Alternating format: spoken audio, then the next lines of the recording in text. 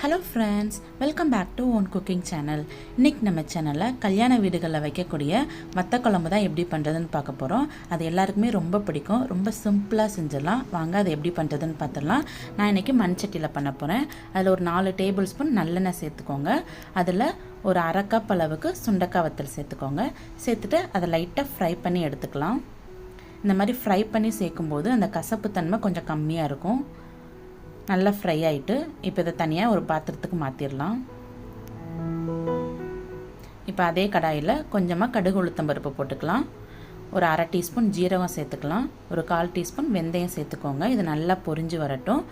கொஞ்சமாக கருவேப்பிலை சேர்த்துக்கலாம். ஒரு 10லேருந்து 12 பூண்டு சேர்த்துக்கோங்க. சேர்த்துட்டு அதை லைட்டாக ஃப்ரை பண்ணிக்கலாம். இப்போ ஒரு 20லேருந்து 25 சின்ன வெங்காயத்தை முழுசாக அப்படியே உரித்து சேர்த்துக்கலாம். அது வேகிறதுக்கு கொஞ்சமாக உப்பு சேர்த்துக்கோங்க. வெங்காயம் கலர் ரொம்ப மாறணும்னு அவசியம் இல்லை. லைட்டாக சாஃப்டாக குக் ஆகி வந்தால் போதும். அது அளவுக்கு நல்லா வதங்கட்டும். பாருங்கள், இந்தளவுக்கு வதங்கி வந்தால் போதும்.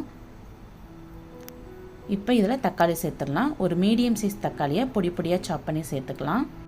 இப்போ இதை ஒரு மூடி போட்டு ஒரு 3 நிமிஷம் நல்லா வேக விட்டுடலாம். தக்காளி நல்லா மசிஞ்சு வரட்டும், வெந்து வரட்டும். அது வரைக்கும் வெயிட் பண்ணலாம். பாருங்கள், 3 நிமிஷம் ஆயிடுச்சு. தக்காளி நல்லா மசிஞ்சிட்டு பாருங்கள். இந்தளவுக்கு நல்லா மசிஞ்சு எண்ணெய் பிரிஞ்சு வரணும்.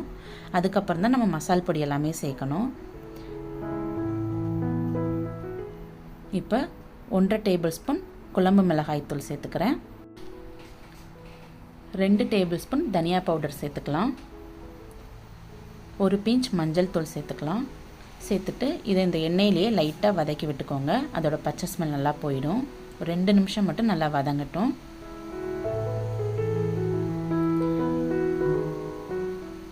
இப்போ நம்ம புளி தண்ணி சேர்த்துடலாம். ஒரு நெல்லிக்காய் சைஸ் புளியை தண்ணியில் கரைச்சி வச்சுருக்கிறேன். அதை சேர்த்துட்டு தேவையான அளவு தண்ணியை சேர்த்துக்கலாம்.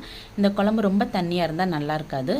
இப்போ இது குழம்புக்கு தேவையான அளவு உப்பு சேர்த்துக்கலாம். சேர்த்துட்டு ஒரு மூடி போட்டு இதை நல்லா கொதிக்க விட்டுருங்க. ஒரு 2-3 நிமிஷம் நல்லா கொதித்து வரட்டும். பாருங்கள், நல்லா கொதிச்சிருச்சு, எண்ணெய் பிரிய ஆரம்பிச்சிருக்கு.